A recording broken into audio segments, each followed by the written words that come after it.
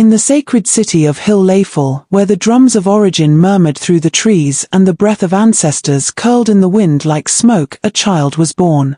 Not with a crown upon her head, but with a light behind her eyes. A light the earth could not dim, nor the gods ignore. Her name was Moremi Ajasoro, daughter of the soil, seed of royalty, flame woven into flesh, a child not merely born, but sent by history, by blood, by the will of destiny itself. She came from a noble lineage, her blood flowing with the pride of warriors and the grace of queens. Her father was a chief, her mother a woman of great wisdom and gentle fire. From the cradle, she was told stories not just to entertain, but to awaken the warrior in her spirit. Where other girls played with beads and clay, Moremi played with ideas, curious, bold, unafraid. By the age of 10, she could sit among elders and hold her own. By the age of 12, she walked the market paths like a queen in waiting, her eyes deep with purpose, her voice laced with calm thunder. She was a girl whose beauty could halt footsteps. Skin the color of new rain on earth, eyes like darkened honey, and a walk that swayed like the river goddess herself. But it was not her beauty that held the people, it was her mind. Sharp like a blade, soft like a lullaby, and dangerous like silence before a storm. Women adored her. Men respected her. Children followed her like bees to sweet water. She didn't seek attention, it bowed to her. She learned the secrets of plants from her mother, how the bark can heal and the root can kill. She listened to the griots who told tales of kings and gods and monsters and love lost to pride. She absorbed everything. Every story. Every silence between the lines. Every pain the land whispered into the trees. To the people of Ile-Ife, she was not just a daughter, she was a promise. A silent prophecy wrapped in laughter and grace. Moremi grew in strength, in stature, and in soul. In time, she became the wife of Aranmian, the fierce warrior prince of Ile-Ife, son of Adudua himself, and a man whose footsteps echoed with the weight of destiny. Their union was not just of flesh, but of kingdoms and spirits. And from their love came a son, Ugbo, whose eyes mirrored hers, and whose laughter could stir even the weary bones of ancestors. But even as she bathed in the sweetness of motherhood and the warmth of love, there was a fire unsettled within her.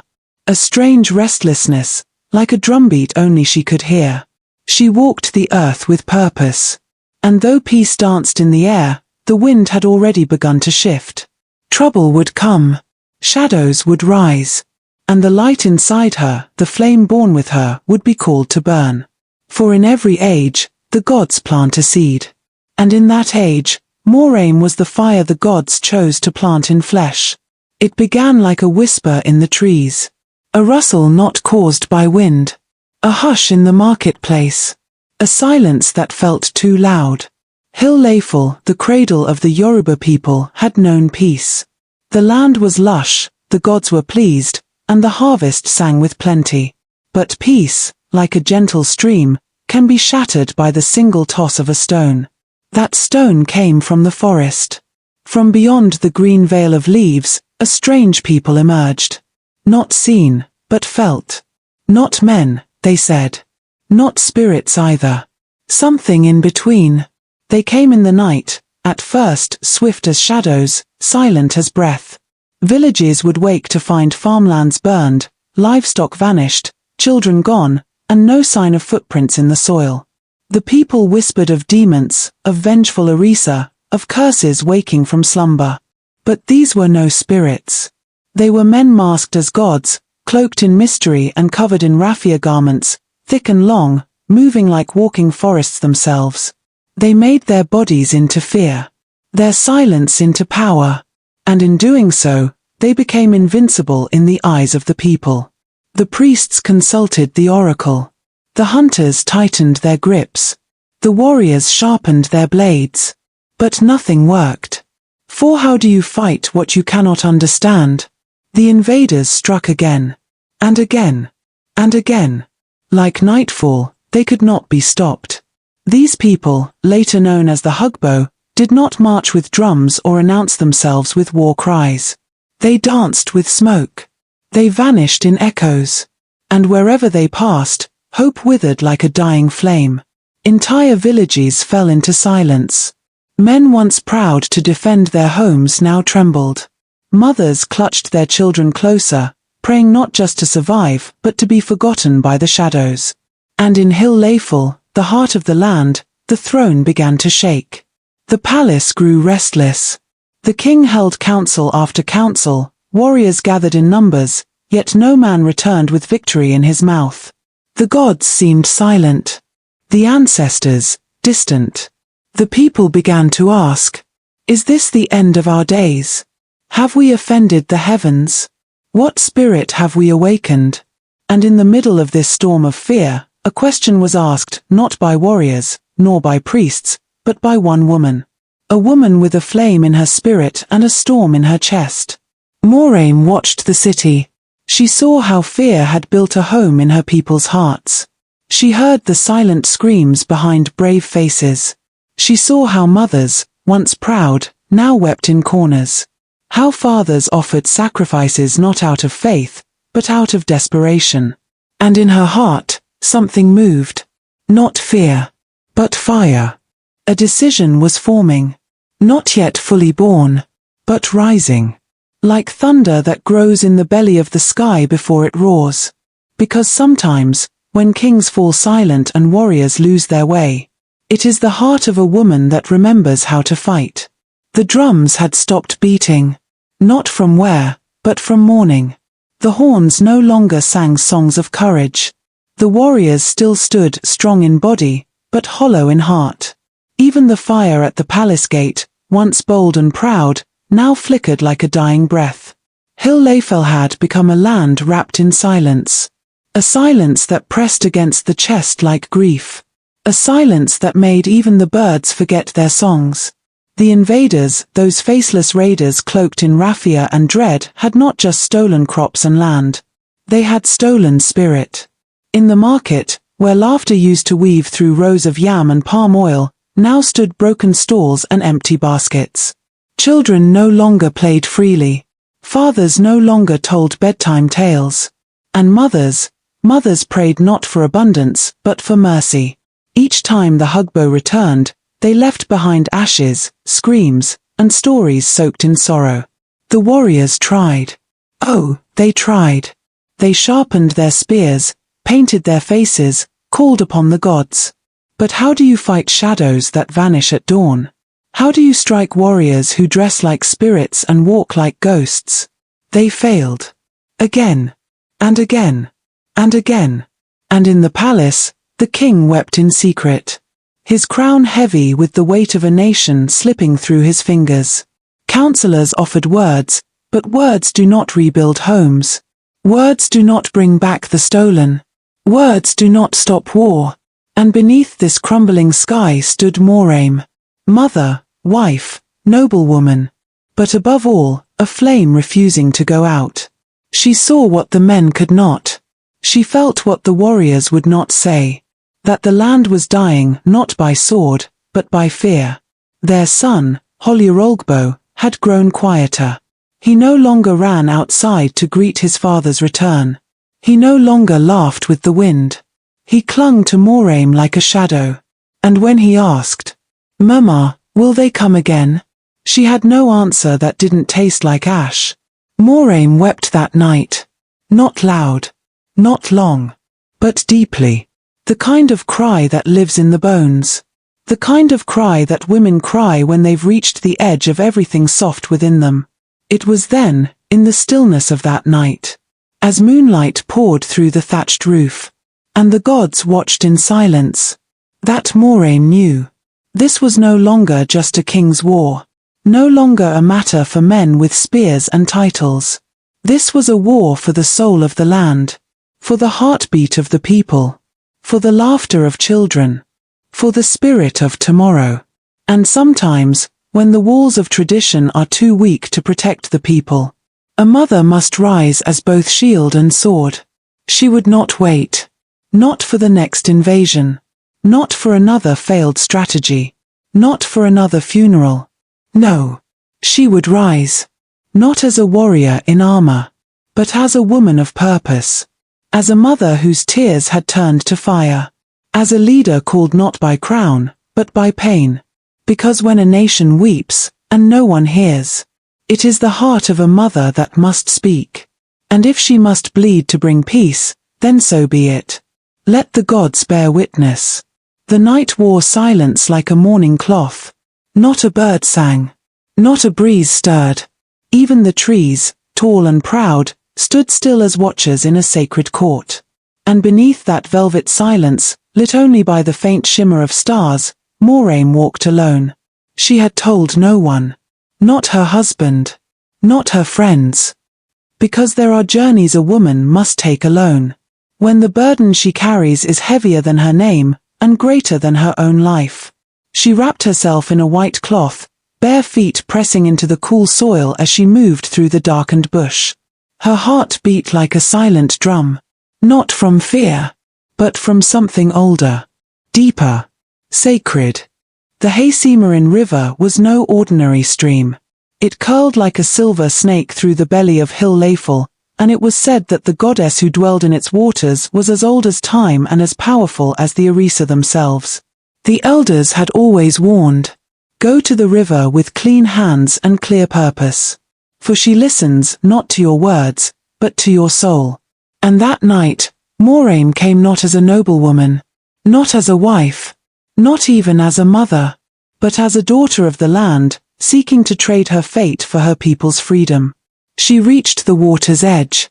The river shimmered beneath the moonlight, moving slow, watching. The air thickened. The earth held its breath. Then, she fell to her knees. Her voice did not rise. It did not scream. But it was strong. Strong enough for the heavens to pause. Goddess of Ile-Ife, mother of the deep.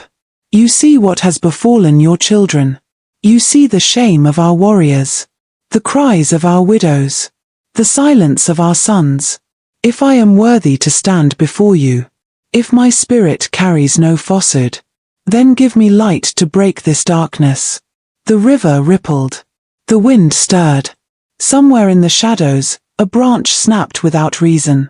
But Moremi did not flinch. She pressed her palm to her chest and whispered the words that would forever bind her fate. Grant me wisdom to enter the enemy's heart and leave with the secret that will save my people. Grant me courage to face them alone, and not break. Grant me the strength to burn fear with truth. And in return, I offer not gold, not land, but what is dearest to me. When victory is won, I shall give to you the one thing no mother wants to lose. My son. Ugbo. If that is what it will cost. So be it. The moment hung like thunder before it breaks. Then, the river sighed. A soft wave rolled toward her feet, washing over her toes like a mother's hand. The trees rustled, though no wind blew. The moon dimmed slightly, as if in reverence. And Moremi knew. The vow had been accepted. She rose, soaked not in water, but in purpose. The woman who entered the river had been a mother. But the woman who walked away was a sacrifice wrapped in flesh. She walked back through the forest, her white cloth now marked with wet earth. Her eyes no longer searching, but set. Because she knew what must come next. She would step into the lion's den. Into the land of the very people who haunted her dreams. Not as a spy. Not as a warrior. But as bait. As fire. As deliverance. Because when the gods are silent, and the spears of men fall short, sometimes, it takes the vow of a woman to wake the heavens. It was on a morning laced with dread that the Ugbo came again. Their war cries split the air. Their drums pounded like the heartbeat of a storm. Smoke rose in the distance as houses fell and feet scattered. In the heart of the chaos, Moremi moved with a strange calm. She stripped away the silks of a queen and wrapped herself in the coarse cloth of a servant. She smeared dust upon her skin, tangled her hair, and dimmed the light in her eyes until she looked like just another prize for the invaders to take. This was her plan, not to flee the lion, but to walk into its teeth. When the Ugbo burst through the city gates like floodwater, she did not hide. She placed herself in their path, unarmed, head bowed. A hand gripped her arm, rough and certain. They did not ask who she was in war. Beauty and vulnerability are treasures quickly claimed. They thought they had taken a spoil of victory. They did not know they had taken in the very flame that would one day burn their kingdom from the inside out.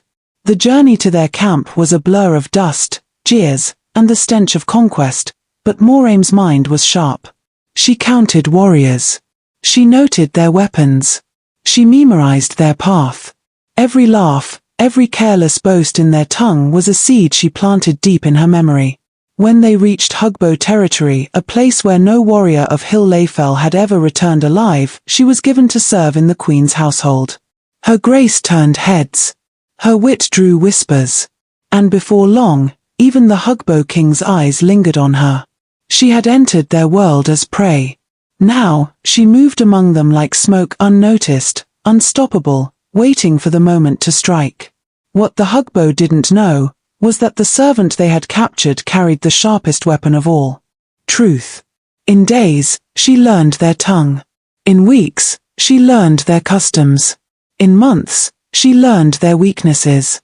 Moremi was more than beautiful. She was brilliance dressed in grace. A storm wrapped in calm. A sword hidden behind a smile. She did not fight them with blades. She fought them with laughter, with wit, with presence. She served their queen. She charmed their chiefs. She danced in their festivals with steps that made the earth remember joy. And soon, the wind began to whisper her name not as prisoner, but as queen. The king of the Ugbo saw her. Not just with eyes, but with soul. He was drawn not by lust, but by the pull of power cloaked in mystery. She became his wife. His consort. His crown in secret. But even as she wore their jewels and ate from their bowls, her heart beat only for Ile-Ife. Her vow pressed against her ribs with every breath. She smiled with them by day, and cried silently to Haisimarin by night. It was during a quiet night, when the sky held its stars like secrets and the moon hung low like a curious eye, that truth unraveled itself before Moremi. The Ugbo warriors had returned from another raid, drunk with pride, their laughter louder than the flames they had left behind in some distant village. Their raffia cloaks hung near the fires, steaming with sweat and smoke, like discarded skins of beasts who'd fooled the world. Moremi watched them from the shadows, her eyes calm, her heart loud. They danced. They joked. They told stories of how the people of Ile-Ife still trembled before them, how even the strongest warrior sees us and runs, thinking we are spirits. But it was not magic. It was not godliness. It was deception. Their power was not in their strength, but in their disguise. Strips of woven raffia draped from their heads to their ankles, painted in charcoal and ochre, moving like ghosts in the moonlight. They wore masks carved from wood, some with horns, others with gaping mouths, all terrifying in shape and silence. The secret Moremi had risked everything for, now stood naked before her. The Ugbo were men. Mortal. Breakable. Fallible. Beneath the raffia and masks were the same flesh and blood that bled, feared, and died like any other. They had cloaked themselves in mystery and terror. Not to become invincible, but to appear invincible. And Ile-Ife, in its reverence for the spiritual and the unseen, had surrendered not to strength, but to the illusion of it. That night, while the Ugbo drank and danced, Moremi sat alone in her hut, staring into a bowl of water, her silent altar. She whispered to the Haisimarin goddess, her voice low and steady. "You have shown me. Now give me passage. Let me carry this flame home." But the road to freedom was narrow, coiled in danger like a snake around the foot. She could not simply run. She had grown into their trust. She was now a wife to their king, a queen, loved and watched. If she vanished, they would hunt her. And if they caught her, she would never see Ile-Ife again. So she crafted her escape with the patience of a spider. She listened. She waited. She pretended. Each day, she wove small pieces of cloth and food into bundles hidden beneath her sleeping mat. She studied the movement of guards, the rhythm of their shifts, the nights when the moon was darkest and the air thick enough to swallow footsteps. And then came the night when all things aligned. The moon vanished behind storm clouds. The guards drank deeper than usual. And the wind blew west, toward home. She rose before the rooster could crow, wrapped herself in a dark cloth, tied her bundles tight, and with the speed of a whispered prayer, she slipped into the bush, leaving behind her royal chamber, her borrowed crown, and a kingdom of lies. The forest was alive with whispers and teeth. Branches clawed at her arms. Thorns kissed her ankles. Her feet bled. Her breath shook. But she did not stop. Because behind her was death. And ahead of her was truth. The rain came down halfway through her journey, cleansing the dust from her face, washing away the scent of the Ugbo from her skin. And when the first red glow of dawn touched the sky, when the birds began to sing timid songs of waking, Moremi stepped out of the forest and into Ile-Ife, torn, wounded, weary, but victorious. The sun had barely risen, but the whole of Ile-Ife was awake. Drums throbbed in the distance. Voices echoed through the streets like thunder bouncing off mountains. And at the center of it all stood a woman wrapped in dust and destiny. Moremi had returned, not as a refugee, not as a widow, but as a warrior queen, clothed not in silk but in silence broken by fire. Her feet bled. Her body ached.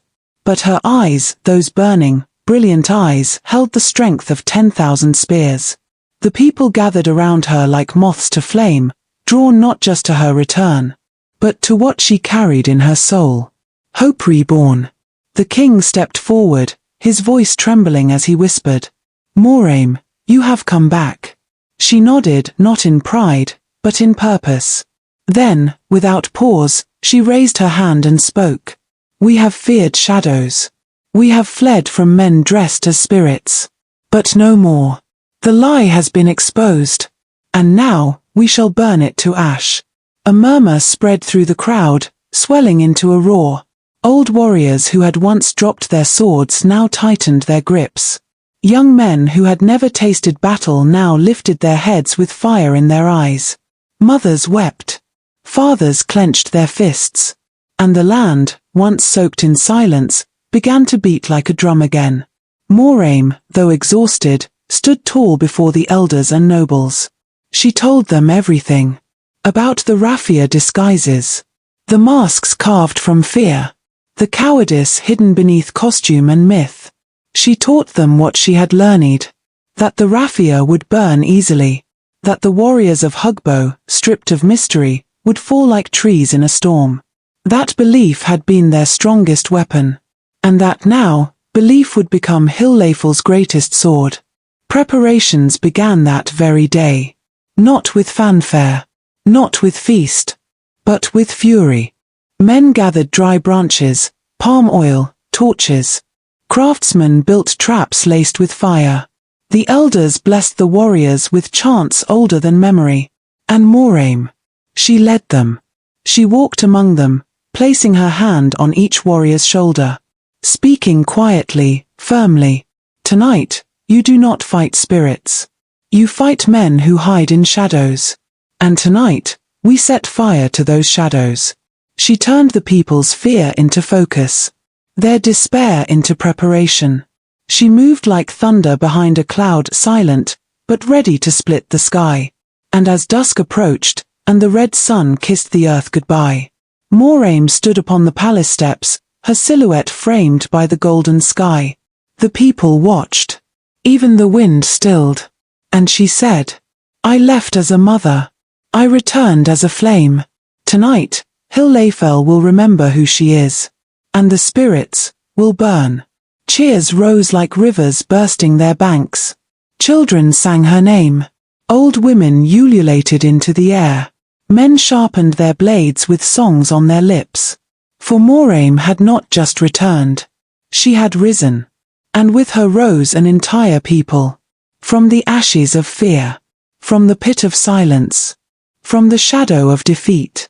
The queen who once cried at the feet of the river goddess. now stood as a storm wrapped in skin.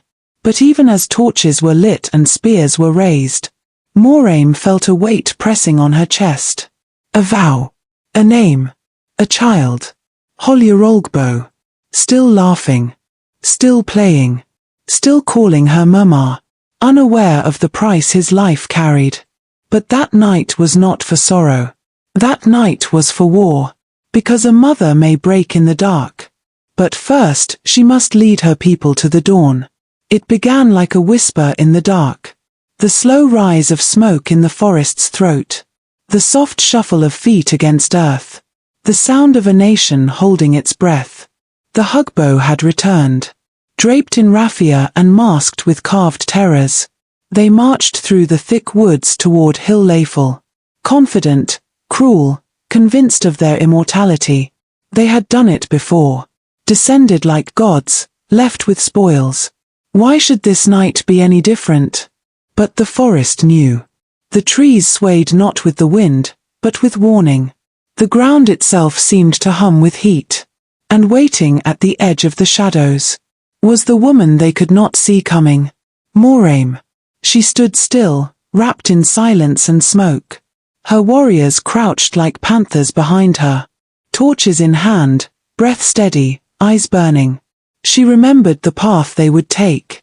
She had walked it once, veiled and silent. Now she would burn it behind them. The first Ugbo warrior stepped into the clearing. Tall, wrapped in woven lies. He raised his arms, letting his raffia dance in the wind. His mask a grotesque grin carved from fear itself. But Moremi raised her flame. And in that moment, the lie met the truth.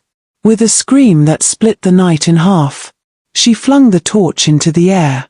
And it landed like a prophecy among the dry raffia. Fire. It licked the edge of the costume. Then it devoured it. The warrior stumbled backward, shrieking. His guardhood curling into ash. Around him, the others panicked. Waving their spears, howling, unsure whether to flee or fight. But the warriors of Ile-Ife had waited for this. They had trained for this. And now, like lions loosed from cages, they surged forward. Not with fear, but with fire. Torches flew like arrows. The forest became a furnace. The gods the Ugbo pretended to be melted away into screaming, staggering men. The smoke rose like a spirit unchained. The flames cracked like thunder under the moon. And amidst it all, Moremi moved like vengeance itself. Her spear slicing, her voice rising above the roar. Do not stop. Burn the mask. Let them choke on the truth. Every warrior of Ife fought not just with their blades, but with their wrath. They remembered their children taken, their homes pillaged, their silence mistaken for surrender. But not tonight. One by one, the Ugbo fell. Their raffia ablaze. Their illusions torn apart by the very fear they once wielded. Even the bravest among them dropped their weapons and ran into the night. But the fire followed. Because fire, once fed, does not forget. And as the battle raged, the trees lit up like candles for the ancestors. The forest floor glowed red, and the sky itself seemed to weep sparks. By dawn, it was over. Ash lay thick on the ground like fallen snow. The invaders had been unmasked and defeated. The people of Ile-Ife emerged from the smoke, not as victims, not as survivors, but as conquerors. Some knelt and wept. Some lifted their arms to the sky. Some called Moremi's name again and again, not as a queen, but as the flame that saved them all. She stood at the center of it, blackened with soot, streaked with blood, eyes lost somewhere between sorrow and victory. Because even as freedom roared around her, a quiet voice echoed in her soul. A vow is a vow. The fire had freed them, but the fire had also cost her. And as Ile-Ife danced and sang and mourned and healed, Moremi turned her face to the heavens, and whispered a name only she was born to carry. Ugbo. But for now, the forest burned behind them, and in its place stood a story. That would never be forgotten. The day the spirits fell. The day the truth rose in flame. The day Moremi became more than queen. She became legend. The drums had fallen silent. The land that once echoed with cries of war now held its breath in the hush of victory. But within Moremi's chest, a storm was rising, not of triumph, but of torment. For though she had delivered Ile-Ife from the grip of terror, the gods had not forgotten her whispered vow beneath the flowing heart of the Cimarron River. Victory had come, but at a price the earth itself dared not speak aloud. Moremi stood alone at the edge of the sacred river, her feet bare against the trembling earth, her royal garments now soaked in sorrow. The very waters that once shimmered with her hope now mirrored her dread. The wind, once a song of freedom, now howled like a mourning widow through the branches above her. Behind her, the people rejoiced. They called her savior, queen, goddess in human form. But only she knew the truth carved deep into her soul. She had made a vow. And the river does not forget. Her son, Ugbo. Her joy. Her light. Her only. He had grown strong beneath her gaze, wise beyond his years, with the fire of 1,000 ancestors burning behind his eyes. And now, he stood before her, silent, brave, yet confused. A boy at the edge of manhood, unaware that he was the weight holding back a flood of sorrow. "Mother," he whispered, "why do your eyes speak of storms?" She tried to smile. But how does a sun smile when it knows night is near? The river had spoken. The gods had remembered. And a debt must be paid. Moremi wept, not as a queen, not as a legend, but as a mother. Each tear was a blade, slicing deeper than any sword ever could. She had given everything for her people, now she was to give the last piece of her soul. With trembling hands, she led Ugbo to the sacred altar. The priests watched in stunned silence. The people did not yet understand. They saw only their heroine performing some divine rite. But the river knew. And the gods watched. "My son," she said, her voice cracking like dry wood in a fire, "you were born of love, and you shall return to the arms of the divine. I promised you, for them." The boy did not fight. Did not scream. He simply looked at her, and in his eyes, she saw understanding. Perhaps even forgiveness. And so, Ugbo was given not to death, but to the realm beyond, where spirits drink from the cup of sacrifice and legends are crowned among the stars. The river took him. The sky dimmed. And Moremi collapsed to the earth, her cries rising like thunder across Ile-Ife. The people wept with her, then for her, and finally, because of her. She had paid the price. A mother's womb had birthed a nation's freedom. But her heart would never again beat unbroken. The days that followed were soaked in silence. The palace echoed with footsteps, but no laughter. The sky poured its tears over Ile-Ife, as if the heavens themselves mourned with the mother who had given all. Moremi walked through the corridors like a ghost wrapped in royal cloth. She was no longer just a queen, she was a monument of pain, a mother carved hollow by sacrifice. Where once she held a child at her breast, she now held memory like a knife. And yet, even in her grief, she glowed. Because the people remembered.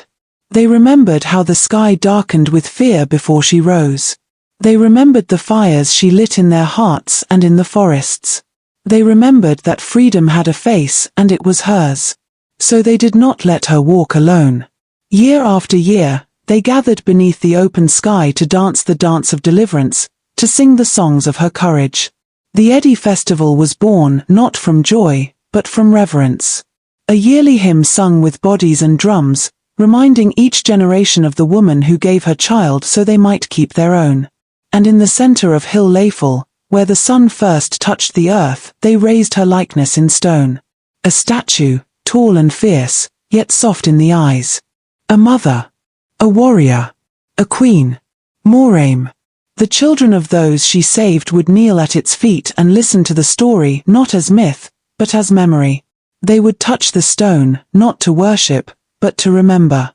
For the blood that ran through their veins had once been saved by a mother's tears. Moremi's name became more than history. It became heartbeat. It became soil. It became spirit. She faded with time as all flesh must, but her echo did not die. It whispered through the trees, flowed in the rivers, danced in the firelight, and wrapped itself around the lips of storytellers who dared to say her name with reverence. And so, long after her bones returned to the earth, Moremi stood. Not in flesh, but in flame.